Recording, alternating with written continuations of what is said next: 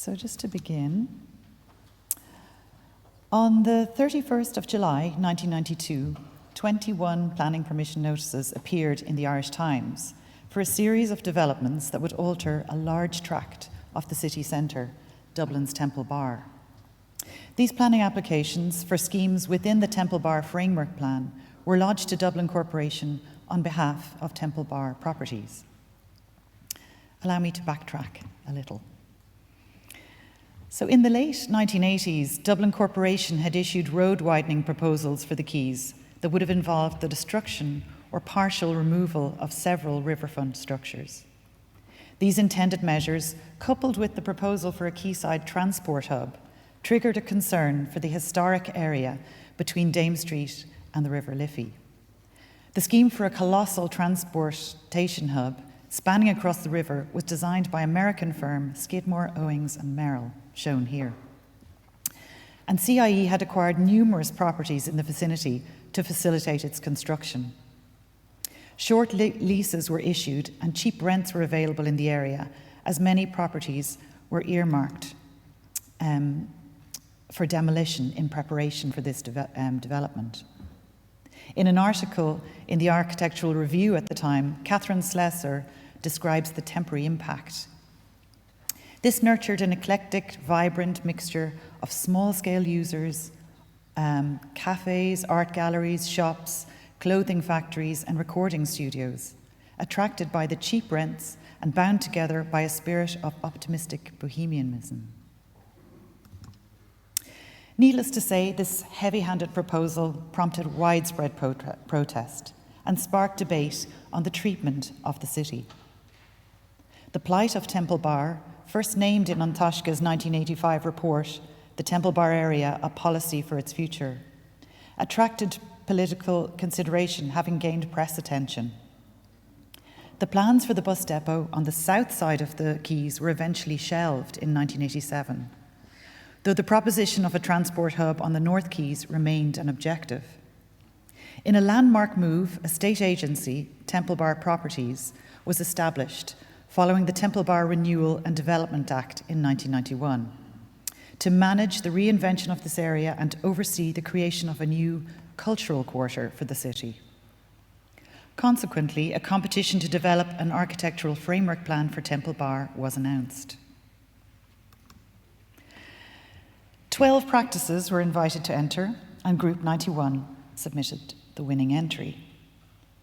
13 architects, a couple of whom are here, from 8 small architectural practices made up the Group 91 consortium. The group had formed in 1991 to celebrate Dublin's designation as the European City of Culture, but many of them had collaborated on urban proposals and exhibitions in the 1980s, which could now be tested.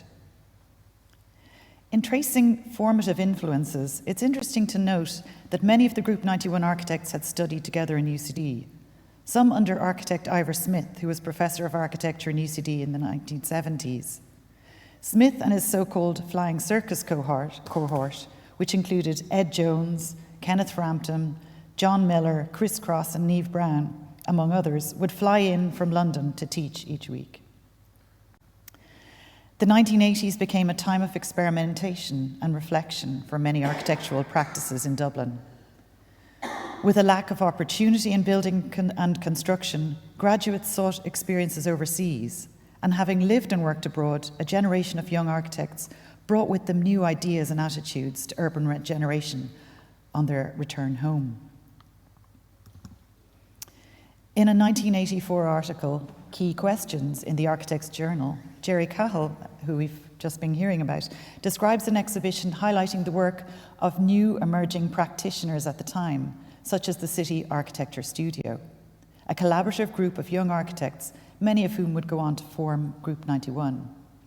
The projects exhibited explored the challenges and potential of building in the city and sought to demonstrate how traditional building considerations and urban patterns can be incorporated into new designs. Fundamental to the principles of the City Architecture Studio was an aspiration to embrace what might be possible rather than what is probable. They staged a number of architectural exhibitions in the Blue Studio Gallery, at 42 Dawson Street, shown here, formerly the offices of de Block Noir Architects. A living city was a key priority, while development plans for the city at the time promoted an exodus to the suburbs. In 1985, many of the architects involved had participated in the UCD Dublin City Quays project, which was led by Jerry Cahill, Lachlan Keeley and Cahill O'Neill. And in many senses, this celebration of what might be possible was enshrined in this endeavour. The writings of international architects and theorists such as Aldo Rossi, Leon Creer, Gunnar Asplund and Kenneth Frampton proved influential at this time. New theories of urban analysis and reconstruction were explored and disseminated through teaching and practice. Part of this new thinking involved a rejection of modernist ideals and a move towards a more contextual approach to urban development.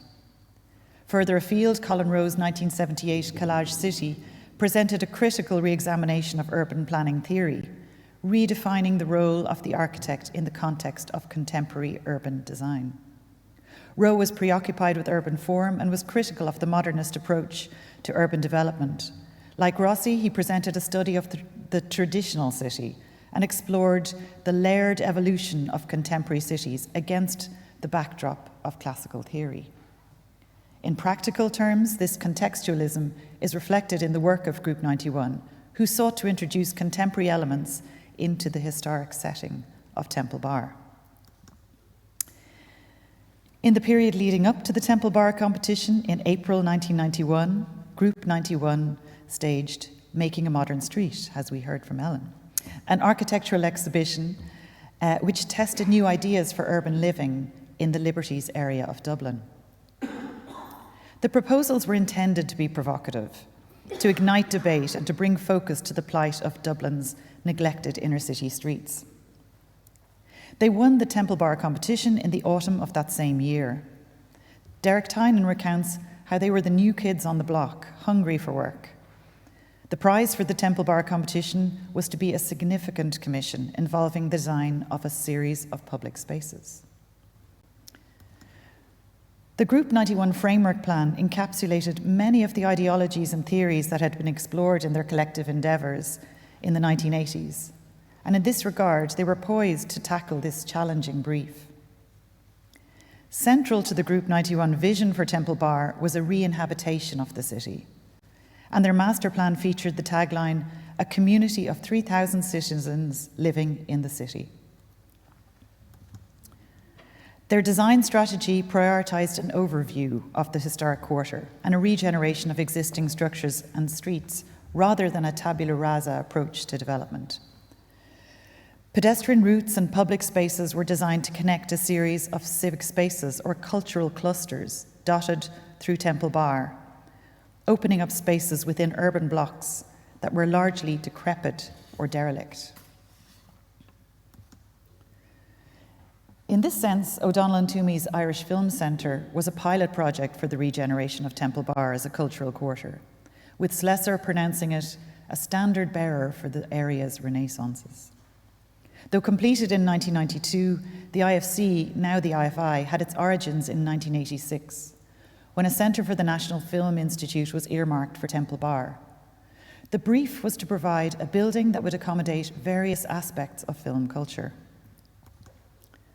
The site for the film centre was that of the former Quaker Meeting House and School, a collection of 9 buildings ranging in quality and scale and dating from as early as 1692. Sheila O'Donnell recounts how they adopted an archaeological approach to the existing structures on the site, measuring and mapping each remaining element. The design intention was to regenerate the layers within the complex blocks, retaining as much original fabric as possible whilst introducing new elements and interventions.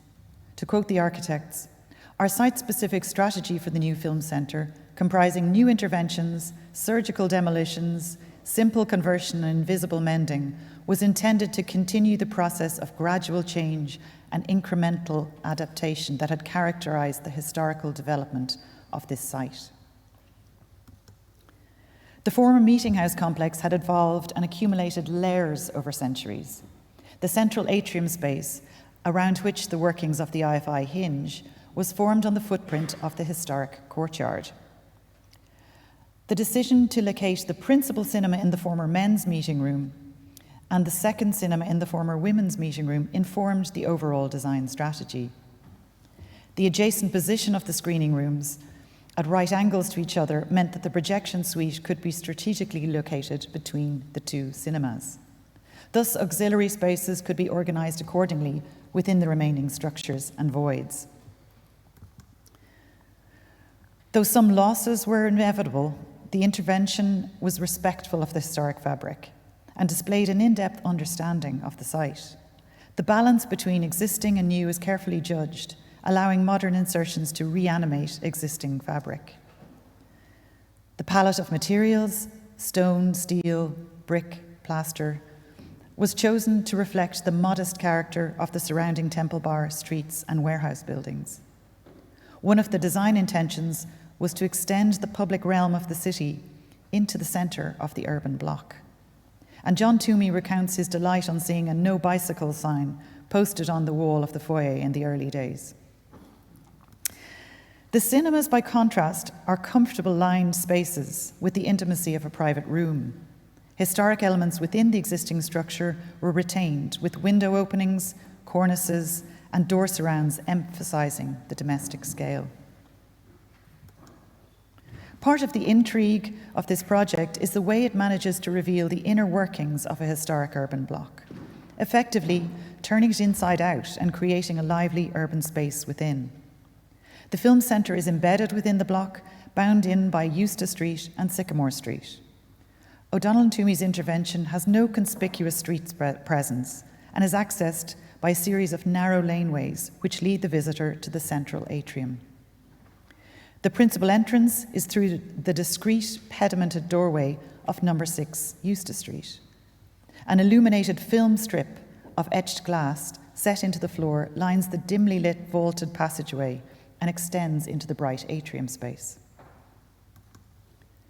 The centre is also accessed from Meeting House Square and Sycamore Street via a raised courtyard concealing an archive store and workshop below, and previously from Dame Street through Cogle's Court. The inner atrium brings to mind Florian Bagel's Half Moon Theatre in London. The space is clearly theatrical.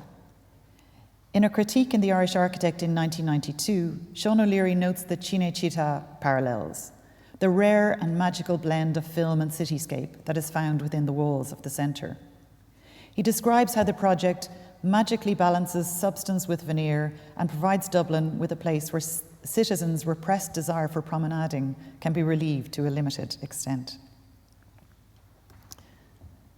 The Group 91 framework plan envisaged a walk through Temple Bar, illustrated beautifully in their competition entry as a series of meandering routes within the historic infrastructure. The plan identified 3 new hearts which would animate the east-west pedestrian route through Temple Bar Square, Meeting House Square, and Market Square. Meeting House Square is named after the Presbyterian Meeting House on Eustace Street, which dates from 1728, and the former Quaker Meeting House. Designed by Paul Keogh Architects and completed in 1995, Meeting House Square was intended to serve as an outdoor room, an open-air performance area. Formerly a surface car park, it was strategically located on various axes through Temple Bar. Conceived as a cultural hub, the square is formed by cultural buildings around its perimeter, namely Shane O'Toole and Michael Kelly's Arc Cultural Centre for Children in the former Meeting House, alongside O'Donnell and Toomey's Gallery of Photography and National Photographic Archive and their Irish Film Centre and Archive. The Gaiety School of Acting occupied the upper floors of Paul Keogh's Architects' mixed-use buildings, with Eden Restaurant by Tom DePuere occupying the ground floor. Meeting House Square, measuring 750 metres squared, was laid out in Wicklow granite, with sections of limestone inlaid to trace the intended east-west pedestrian route through it. 4 trees punctuated the west edge of the square, providing screening for the seating area outside the restaurant. Encased in a copper-clad proscenium arch, Santiago Calatrava's elaborate theatre curtain forms a centrepiece within the red brick facade of the arc. Roving oak and steel wheelbarrow benches were designed for public use within the space. With seating on 2 levels, the benches were fitted with cast iron wheels to allow them to be moved around the square as required.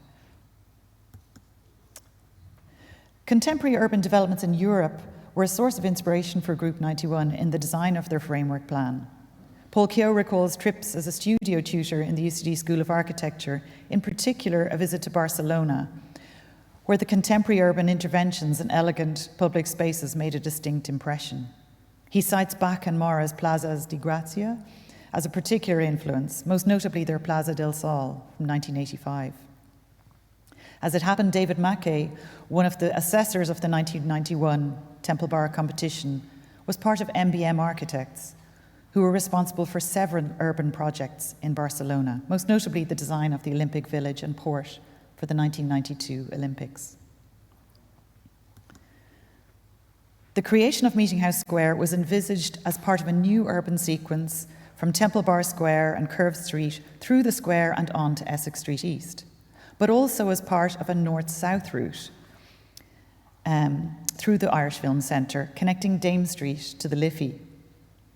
Magari Nieni's Pottle Bridge was designed to continue this route across to the North Quays, bringing footfall through the square, but this never materialised. Embedded within an adjacent urban block, Derek Tynan Architects' Printwork scheme lies the other side of Eustace Street. The site for the development was that of the former 2-storey Curtis Printworks on Temple Lane South, which dates from 1935 and was reclaimed as part of the scheme. The historic block within which the Printworks is located originally stretched south to Dame Street.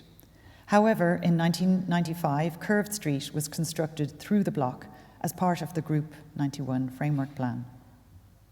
A ramped street designed to connect Curved Street to the Printworks through the block also formed part of the strategy, but remained an enclosed route within McCullum Mulvan's Music Centre. As in the case of the IFI, the Printworks development, a collection of 10 apartments, presents an understated exterior. Though the historic structures are only partially retained, the re-inhabitation of these elements established a scale and rhythm that belongs within its setting. The use of existing structures to Temple Lane and Essex Street East allows the Printworks to disappear within its context. Commercial units form a podium, creating a presence at street level, while the residential accommodation occupies a private world above. A double-height slot signals the entrance to the complex, giving way to a narrow staircase leading to a raised internal court. All the apartments are accessed from this datum, which was designed as a shared landscaped space.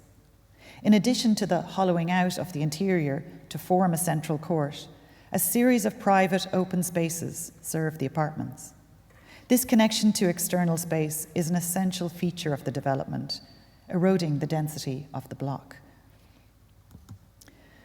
The stepping of volumes allows light to enter the rear of the Temple Lane studio, while the stepped facades internally and externally maximize light to the internal spaces. The sectional device allows the upper levels of the block to benefit from light and privacy, while creating a shared intimacy internally, which is far removed from the streets of Temple Bar below. The selection of materials reinforces this separation between the inner world and the street. Along the principal elevation to Essex Street East, a red brick skin references the neighbouring buildings in scale, materials, and fenestration pattern, while in the upper court, the aesthetic shifts, borrowing an industrial language and a material palette from the former Printworks. Raymond Ryan makes reference to the spirit of collage in the design process.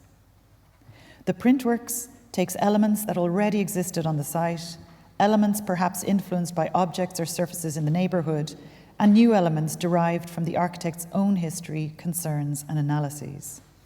That is all in the spirit of collage, or in 3 dimensions of assemblage. So to conclude, this paper highlights just 3 case studies within a much larger body of work in the Temple Bar area. Nearby Meeting House Square, the industrial elegance of McCullum Mulvan's Black Church print studio and Temple Bar Gallery and Studios enlivened the historic street of Temple Bar. And though Magariniani's architects' Pottle Bridge never materialised, their Liffey boardwalk brought footfall to the North Quayside as the decade closed. Other 1990s developments in Temple Bar include Murray O'Leary's Green Building, an early testbed for sustainable design in the city, Grafton Architects' Temple Bar Square, and Arthur Gibney's restoration of the early 18th century house at 25 Eustace Street. Looking back on this phase of Dublin's history, what's particularly evident is the changing role of the architect in urban matters. Recalling the writings that were so influential at the time, architects turned to historic precedent for reference, examining and respecting existing urban patterns and forms. To quote John Ollie, "In Temple Bar, the fabric of the city is being recycled, whether in its standing form or by the reuse of its materials. The interventions of Group 91 are stitching new uses and activities into the spaces and buildings of the existing fabric. The urban tapestry is enriched, while its material worth is conserved, and an ecological alternative is formulated to suburban expansion and the process of destruction and rebuilding." Engagement with existing structures requires a very particular form of creativity. And as we reflect on architectural practice and its role and responsibilities in the context of the climate and biodiversity crises, we have no choice but to engage with our existing building stock. The complexities of the challenges we face today demand that we focus our attentions on urban regeneration and adaptive reuse. As part of my current PhD research, I'm exploring the 2011 UNESCO Historic Urban Landscape Recommendation as a teaching framework. This approach encourages the examination of historic landscapes as opposed to individual sites, viewed collectively with the layers of the social, environmental, and economic significance they represent. This systems approach is certainly evident in the Group 91 framework strategy. Naturally, the reality of implementing such a visionary framework plan has its challenges. The proliferation of so-called superpubs has stifled the reputation of Temple Bar as a cultural quarter. However, there is a lot to be learned from the approach. Dublin City was in a state of crisis in the 1980s, and the focus of the architect began to shift in response to widespread vacancy and dereliction throughout its centre. An emphasis on urban analysis and regeneration, combined with a lofty aspiration to embrace what might be possible rather than what is probable, led to the re-inhabitation and reanimation of vacant structures and lots. Historic sites, by their very nature, are resilient, ever evolving and adapting. Constant reinterpretation and continuity of use are key. Embracing a landscape approach, the framework plan was about working with historic structures and infrastructure to connect and create new civic space. Design intentions were underpinned by a practice of survey and observation, with less focus on object and more on reconfiguration of urban patterns and structures. Ultimately, it was about bringing life to the city and celebrating culture. And in the words of Aldo Rossi, one cannot make architecture without studying the condition of life in the city. Thank you.